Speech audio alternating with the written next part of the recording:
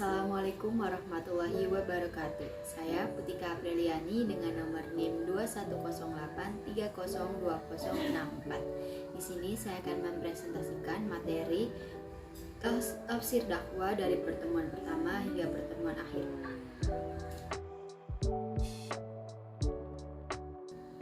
Materi yang pertama yaitu tafsir dakwah dan metode tafsir Al-Quran. Tafsir dakwah adalah upaya memahami maksud ayat-ayat Al-Quran dengan menggunakan pemikiran dakwah sebagai pisau analisisnya. Dengan kata lain, tafsir dakwah merupakan upaya memahami ayat-ayat Al-Quran dengan menggunakan pendekatan dakwah. Secara garis besar, metode penafsiran Al-Quran dilakukan melalui 4 cara atau metode, yaitu yang pertama metode ijmali atau global, yang kedua metode tahlili atau analisis, yang ketiga metode muqorin atau perbandingan, yang keempat yaitu metode mad'u atau tematik. Sejarah perkembangan tafsir dakwah dimulai pada masa Nabi Muhammad SAW dan para sahabat. Materi yang kedua yaitu tafsir ayat kewajiban dakwah yang pertama. Dalam Quran Surat Al-Imran ayat 104 yang artinya, dan hendaklah di antara kamu ada segolongan orang yang menyeru kepada kebajikan, menyuruh berbuat yang makruf dan mencegah dari yang munkar, dan mereka itulah orang-orang yang beruntung. Ayat di atas menerangkan bahwa Allah memerintahkan kepada umat manusia agar di antara mereka ada sekelompok orang yang bergerak dalam bidang dakwah dan selalu memberikan peringatan apabila nampak gejala-gejala perpecahan dan pelanggaran terhadap ajaran agama, dengan jalan mengajak dan menyuruh manusia untuk melakukan kebajikan, menyuruh kepada yang makruf dan mencegah dari yang munkar, yakni cara yang ditempuh dengan menyadarkan manusia dengan bahwa perbuatan-perbuatan yang baik itu akan mendatangkan keuntungan dan kebahagiaan baik diri sendiri maupun orang lain, baik di dunia maupun di akhirat. Begitu pula sebaliknya, bahwa kemunkaran dan kejahatan itu akan selalu mendatangkan kerugian dan kemudorotan baik bagi pelakunya sendiri maupun orang lain.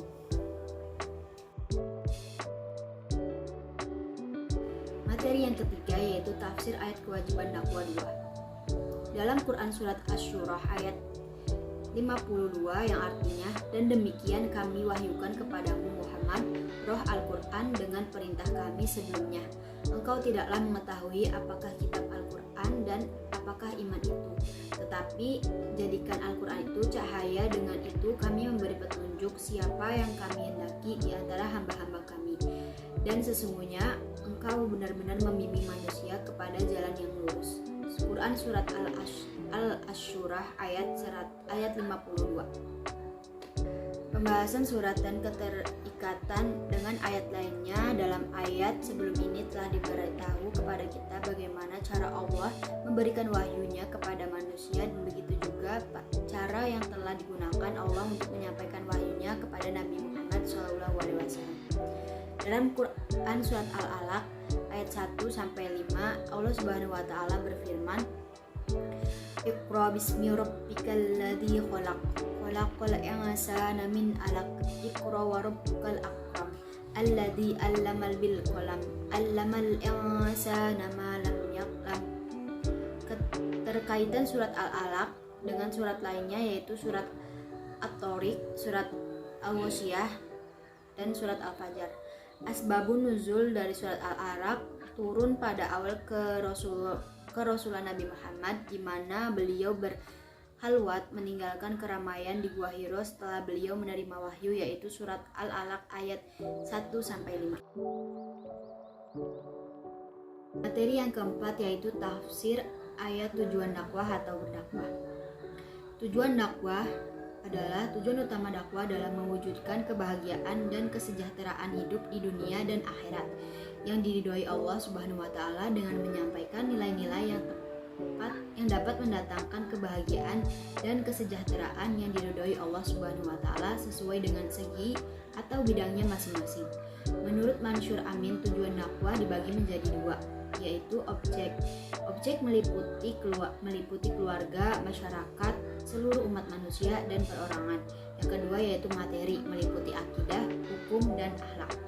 Allah Subhanahu wa taala berfirman dalam surat Al-Fat ayat ke-28 yang artinya Dialah yang mengutus Rasulnya dengan membawa petunjuk dan agama yang benar agar dimenangkannya terhadap semua agama, dan cukuplah Allah sebagai saksi. Tafsir surat Al-Fat ayat 28 yaitu Dialah yang mengutus Rasulnya dengan membawa petunjuk dan agama yang hak agar dimenangkannya. Agama yang hak itu terhadap semua agama atas agama-agama yang lain, dan cukuplah Allah yang sebagai saksi bahwasanya kamu diutus untuk membawa hal tersebut sebagaimana yang diungkapkannya pada ayat tersebut.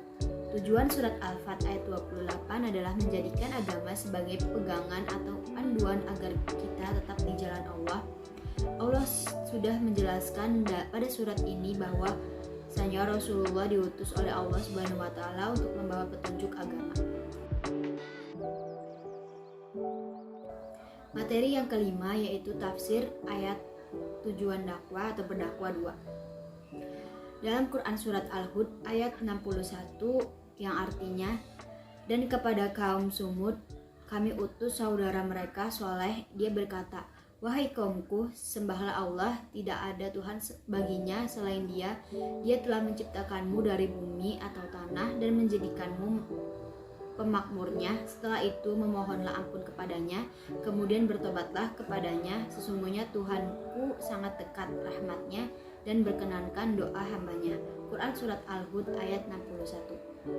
Tafsir surat Hud ayat 61 di dalam kitab tafsir Al-Jawahir Fi'at Tafsir Al-Quran Al-Karim karya Tantahwi Jauhari dijelaskan bahwa ayat ini menjelaskan keberadaan manusia sebagai pemelihara lingkungan alam. Kalimat wasmarakum fiha menurut pendapat Tantahwi adalah bahwa manusia merupakan pemelihara muka bumi atau alam. Lalu Allah Subhanahu wa taala telah menakdirkan manusia untuk mengelola segala hal yang ada di muka bumi dengan sebaik-baiknya. Materi yang keenam yaitu tafsir ayat materi dakwah. Dalam Quran surat Al-Imran ayat 85 yang artinya yaitu, dan barang siapa mencari agama selain Islam, dia tidak akan diterima, dan di akhirat dia termasuk orang yang rugi. Tafsir ayat tersebut yaitu, barang siapa yang mencari agama selain agama Islam, maka tidaklah akan diterima, dan karena tempat tinggalnya ialah di akhirat termasuk orang-orang yang merugi, neraka di mana ia akan menetap di sana untuk selama-lamanya. Keagamaan, kualitas keilmuan dari objek dakwah juga perlu mendapatkan sorotan penting bagi pendakwah. Dalam istilah Al-Ghazali, objek dakwah seperti ini bisa diklarifikasi menjadi orang awam, orang khawas atau pembelajar, dan khawasul khawas atau ulama. Dalam ungkapan lain, dalam bahasa Al-Quran bisa menjadikan ahli hikmah, ahli mauzizah atau nasihat, dan ahli debat sebagainya. Materi yang ke-8 yaitu subjek dan sasaran dakwah 2. Dalam Quran surat Ali Imran ayat 28 yang artinya, janganlah orang-orang beriman menjadikan orang kafir sebagai pemimpin, melainkan orang-orang yang beriman. Barang siapa yang berbuat demikian, niscaya dia tidak akan memperoleh apapun dari Allah Subhanahu wa taala kecuali karena siasat menjaga diri dari suatu yang kamu takuti dari mereka, dan Allah memperingatkan kamu akan diri siksanya, dan hanya Allah tempat kembali. Quran surat Al-Imran ayat 28. Dalam Quran surat tersebut dijelaskan bahwa kekuasaan Allah yang tidak terbatas dan salah satunya memberi rezeki tanpa perhitungan. Maka ayat ini dilarang kaum mukmin untuk menjadikan orang kafir sebagai wali. Janganlah orang-orang beriman dengan sebenar-benarnya menjadikan orang kafir, baik kafir secara akidah maupun orang yang bergelimang dalam kedurhakaan sebagai wali, yaitu orang yang terdekat dan menjadikan tempat penyimpanan rahasia yang menyangkut kemaslahatan umum, melainkan orang-orang beriman. Barang siapa yang berbuat demikian, yaitu menjadikan orang kafir sebagai wali, niscaya dia akan memperoleh perlindungan dan pertolongan apapun dari Allah, kecuali apabila yang kamu lakukan itu karena untuk siasat menjaga diri dari sesuatu yang kamu takuti dari mereka. Materi yang ke-9 yaitu ayat-ayat metode dan strategi dakwah. Ayat-ayat metode dakwah dalam Islam, dakwah merupakan salah satu perintah Allah Subhanahu wa taala yang artinya mengajak seseorang menuju pada kebaikan. Makna lainnya adalah mengajak orang lain untuk meyakini dan mengamalkan keyakinan atau syariat Islam yang terlebih dahulu diyakini oleh pendakwa itu sendiri. Terkait hal ini, Al-Quran cukup banyak menyinggung masalah dakwah dalam beberapa ayat, yakni sebagai berikut. Materi 10 yaitu ayat-ayat metode dan strategi dakwah 2. Dalam Quran surat Al-Baqarah ayat 27, tafsir Al-Mudassar atau Kementerian Agama Arab Saudi Arabia, yaitu orang-orang yang melanggar perjanjian Allah yang telah diambil dari mereka untuk bertauhid dan taat kepadanya, padahal Allah telah menegaskan isi perjanjian itu dengan mengirim para rasul dan menurunkan kitab-kitabnya. Namun mereka menyelisihi aturan agama Allah seperti dengan memutus tali silaturahmi dan menebar. Materi ke-11, ayat-ayat metode dan strategi dakwah 3. Terdapat beberapa metode dakwah. Yang pertama, dakwah fadilah merupakan metode dakwah yang dilakukan seorang kepada orang lain, satu orang, atau kepada beberapa orang dalam jumlah yang kecil dan terbatas. Yang kedua, dakwah amanah yang dilakukan oleh orang dengan media lisan yang ditunjukkan kepada orang banyak yang bermaksud menanamkan pengaruh kepada mereka. Mereka biasanya menyiapkan khotbah atau pidato. Yang ketiga yaitu dakwah bilisan, yakni menyampaikan informasi atau pesan dakwah melalui lisan atau ceramah atau komunikasi langsung antara subjek dan objek dakwah. Yang keempat yaitu dakwah bilha'al, yang mengedepankan perbuatan nyata. Materi ke-12, etika dalam berdakwah. Etika dakwah dai adalah akhlak Islam yang Allah nyatakan dalam Al-Quran dan As-Sunnah. Menurut Tuti Al-Awaliyah adalah sebagai berikut. Yang pertama, asidik, benar tidak dusta, yakni meliputi hasad atau niat. Perkataan dan perbuatan dai yang benar tampak berkesan sebenarnya itu pada wajah dan suaranya. Allah memerintahkan setiap mukmin supaya berperilaku benar, tidak boleh berdusta. Allah Subhanahu wa taala berfirman, "Hai orang-orang yang beriman, bertakwalah kepada Allah dan hendaklah kamu bersama orang-orang yang benar." Yang kedua yaitu al-sabar, yaitu sabar dan takwa. Sabar terbagi menjadi 3, yakni sabar dalam ketaatan kepada Allah, sabar dalam meninggalkan kemaksiatan, dan sabar dalam menghadapi musibah atau bahaya.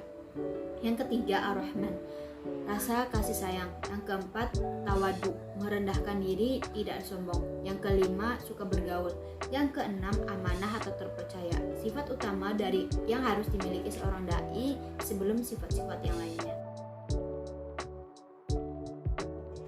Materi ke-13, ayat tentang etika dan berdakwah 2. Dalam Quran surat Yusuf ayat 28 yang artinya, maka ketika suami perempuan itu melihat baju gamisnya Yusuf koyak di bagian belakang, dia berkata, "Sesungguhnya ini adalah tipu dayamu benar-benar hebat." Quran surat Al-Yusuf ayat 28.